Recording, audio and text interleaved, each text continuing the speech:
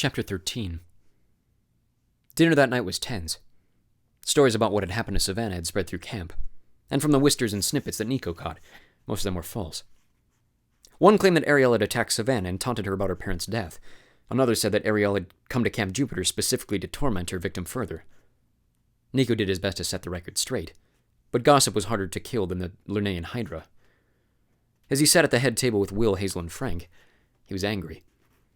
He stabbed his hamburger with his fork, which wasn't fair to the burger. If I'd known Savannah had lost her parents to an Impusa attack, I would never have asked her to train with Ariel. Hazel and Frank exchanged an embarrassed look.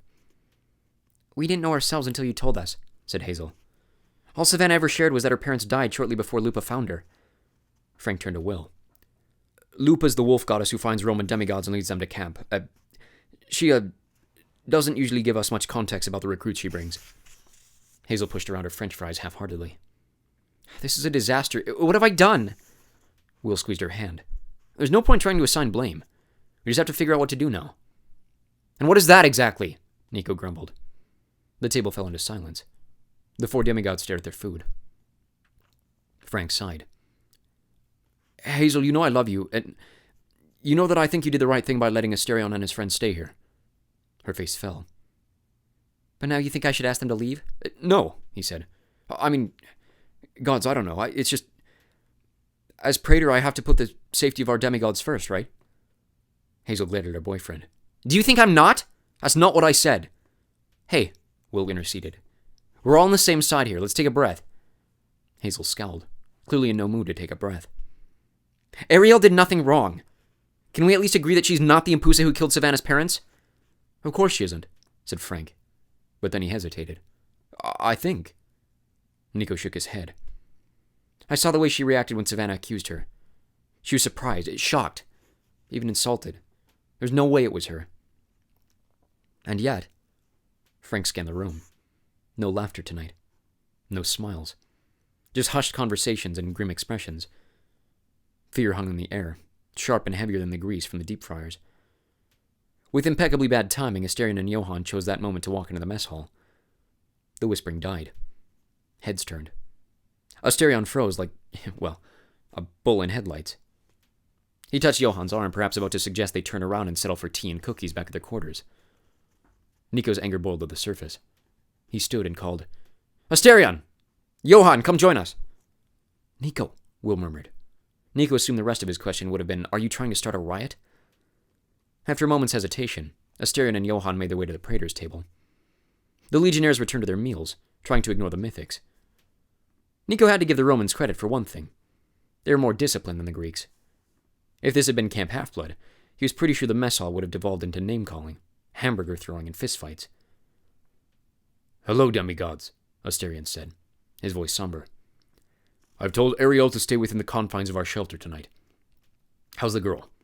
She's okay, said Will. She's resting in her barracks right now. I'm glad. The bullman remained standing. It was clear to Nico that Asterion did not know what to say or do next, any more than they did. Ooh, Johann said, apparently not reading the mood. Will Solus, I would like to eat your hamburger. Will pushed his tray over. Have at it. Johann took a seat and rubbed his hands eagerly. Thank you. I'm learning to set boundaries.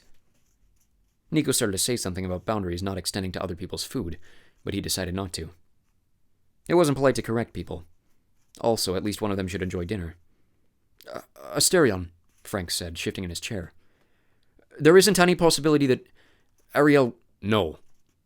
You didn't let me finish my question. Because I already know what you'll ask. Could Ariel indeed be the Impusa who stole that young girl's parents from her? The answer is no. Ariel is my oldest friend. She was, in fact, the one who convinced me that we did not have to hunt and kill demigods. Hazel gave Frank a pointed look. Nico tried not to do the same because he didn't want to kill the guy with the pointed looks. I'm sorry for doubting, Frank said.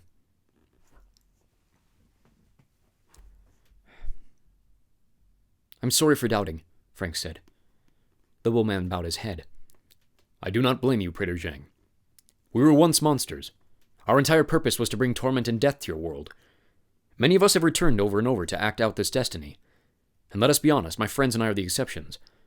Most of our kindred in Tartarus are still monsters. Can we blame mortals for despising the sight of us? I think I've been too hung up on that, said Frank. and he bowed his head. My anger, sometimes it gets the best of me. That is understandable, demigod, said Asterion. We mythics are constantly in touch with our anger, and we know how easily it can distract us. But I should know better, he said, and then looked to Hazel. Remember how hard it was for me to control my shapeshifting when I was younger? Her eyes went wide. Oh. I kind of forgot about that. You're such an expert these days. Johann furrowed his mighty muscular brow, which was a slight that Nico's mind couldn't quite wrap itself around. I'm confused, Praetorjeng. Shape-shifting? Is that something all demigods can do? Frank laughed. Very few, actually. It's one of the neat things about being a legacy. My family's descended from Poseidon's grandson, Periclymenus, so most of us can shapeshift. That's so cool, said Will, his eyes alight with awe. Quick! Change into a blueberry muffin! He can't shapeshift into food, only living creatures, said Hazel. Well, not with that attitude, said Nico, grinning. One time he destroyed the barracks by morphing into a large, angry hippopotamus. She shook her head. Certainly no Mu Dang. That's not the point, said Frank, and he gazed at Johann and Asterion again. What I was trying to say is that I remember how hard it was to be different, especially when I couldn't control my changes. It was so isolating and lonely. Yes, Asterion said somberly. That is how most of us feel. This is why Ariel wants to leave. And what do you think of that? Asked Will.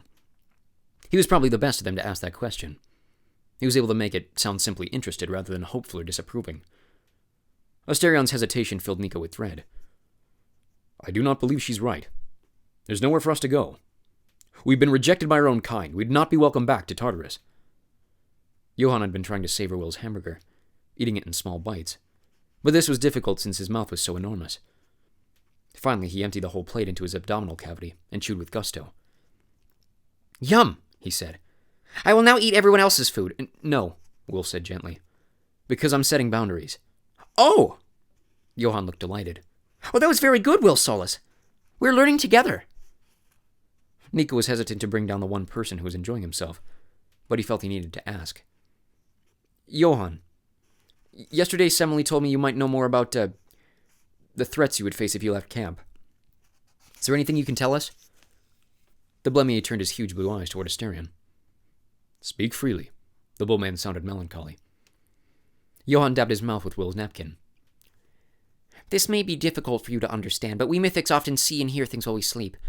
Sometimes these experiences are quite vivid. We call them dreams. The demigods looked at one another like, who's going to tell him? Yeah, we have those too, Nico said at last. Johann gasped. Asterion looked startled. Truly?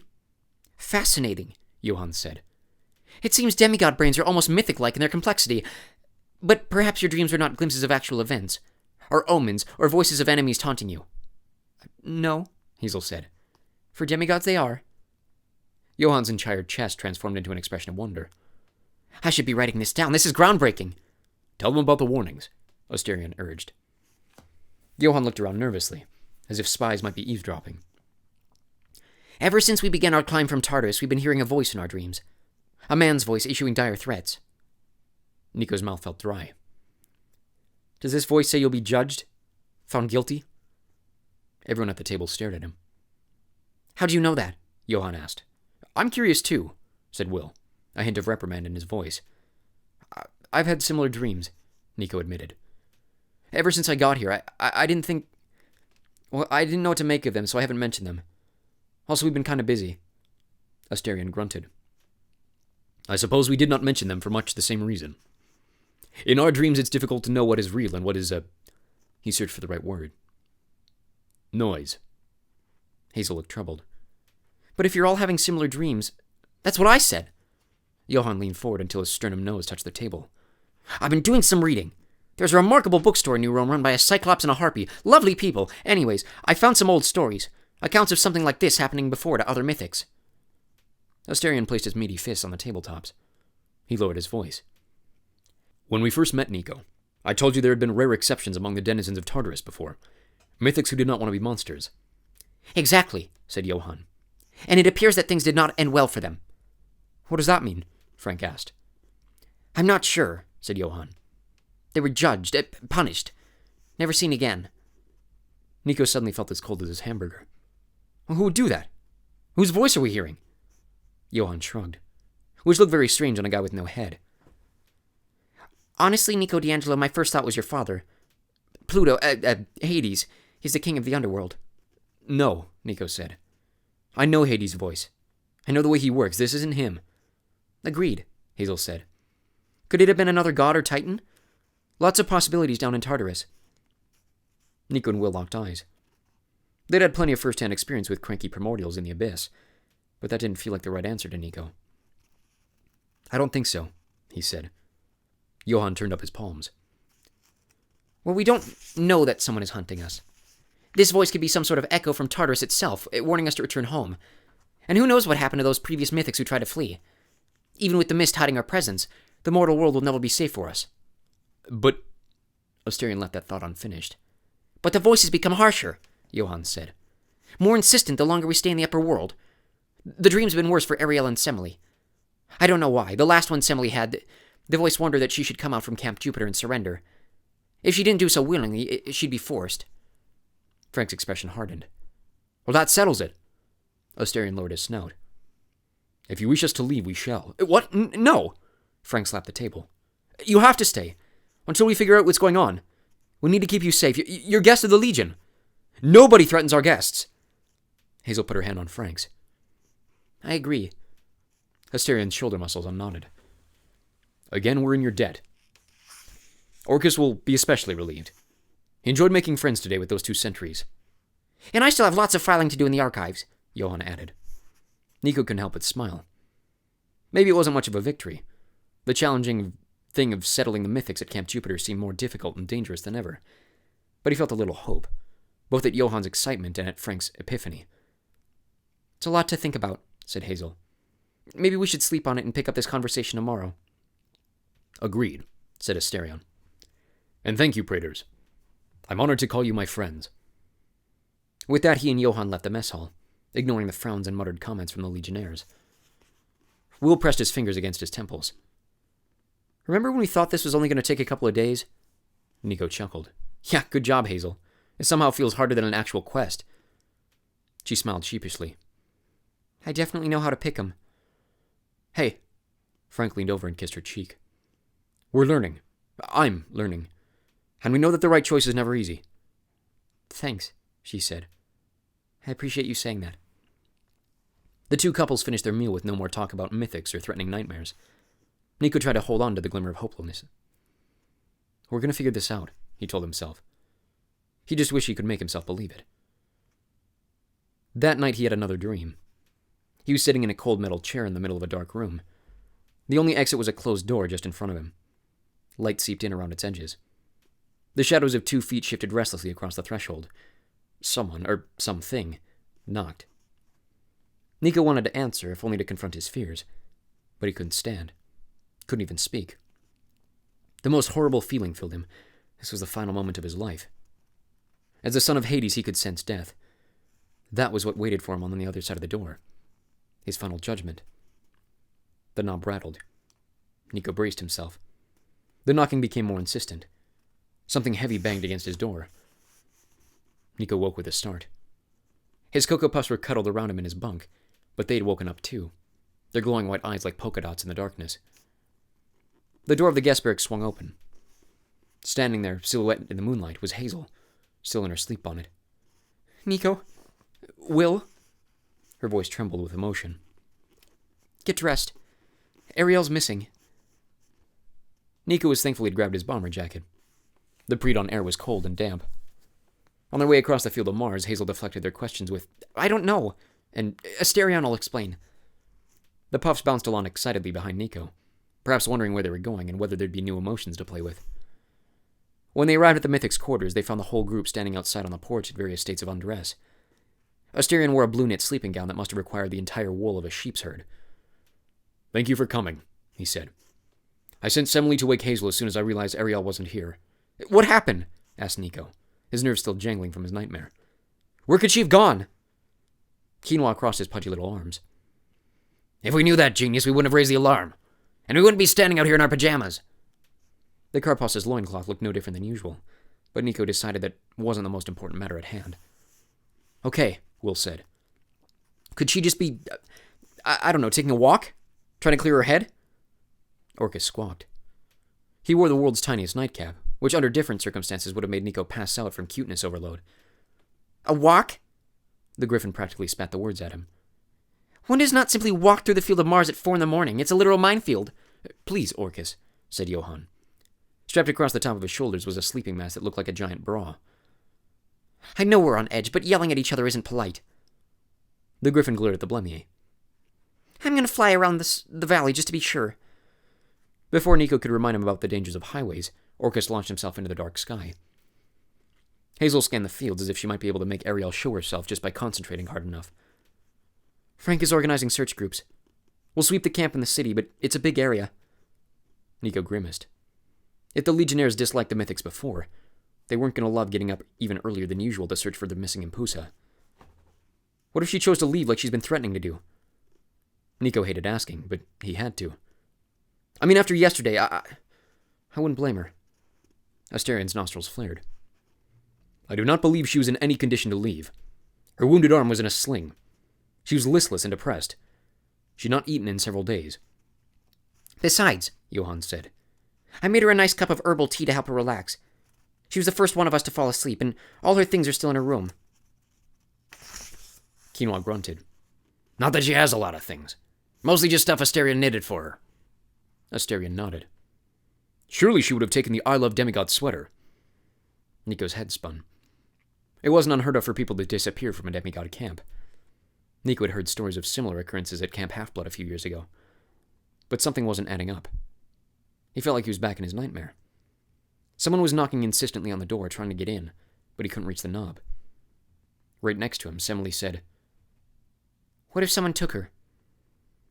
The Eidolon's voice nearly gave Nico a coronary.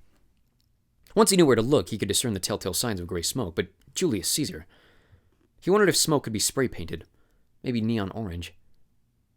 You mean whoever's been speaking in your dreams? He asked. Perhaps. Semele sounded both angry and weary. Although it's clear some of you demigods hate Ariel and her kind. She paused. Our kind. Is it so unbelievable that someone could have taken revenge on her? None of the demigods had an immediate response. Nico didn't want Semele to be right. Would anyone in Camp Jupiter actually do that? Let's not get ahead of ourselves, said Hazel. I'll go into the city and talk to Terminus. She glanced at Will. He's the Roman god of boundaries. I'll let anyone know whether Ariel left the baddie. And if he will, I'll meet you back at the mess hall for breakfast. Nico watched as she trudged away. He felt terrible for her, knowing she'd soon have to make an announcement to the whole Legion. And if she didn't have any hard information to share, the Legionnaires would jump to more wild conclusions. Meanwhile, Will did his best to console the other Mythics. He assured them Ariel would be found. I hope you're right, said Asterion. I do not think a demigod harmed Ariel. I cannot believe she was taken by a dream voice, but we'll stay in our quarters today just to be safe. Hey, Quinoa protested. I got an audition with the New Rome kindergarten today. I even made pots of dirt and seedlings for the kids. I ain't missing my big chance. Besides, Semele said bitterly, staying in our quarters won't keep us safe. Ariel was taken from our quarters. We need to leave this place. We'll discuss this in private, Asterion commanded, his voice gruff. Come, all of you. Inside. Once the Mythics were gone, Nico surveyed the field of Mars. Gray light was just giving definition to the surrounding hills. A feeling of danger needled his skin. He sensed that someone was watching him. Not Semele. Something more powerful. Larger, more malicious. The last time he'd felt this was back in Tartarus in the presence of Nyx. He glanced down at his puffs, who also seemed agitated. They huddled around his ankles, pushing and shoving to get closer to Nico. What is it? Will asked. I'm not sure, Nico admitted. Let's get back to camp. I want to check on Savannah.